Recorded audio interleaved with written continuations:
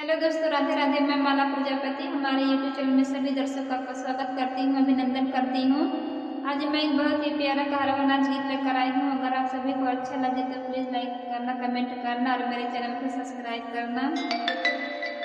मोरे पिछुआरीवा बिरिचिया का पेड़वा, मोरे पिछुआरीवा बिरिचिया का पेड़वा, कगाह बलिया बोल ऐहा छोटी ननदी, कगाह बलिया बोल।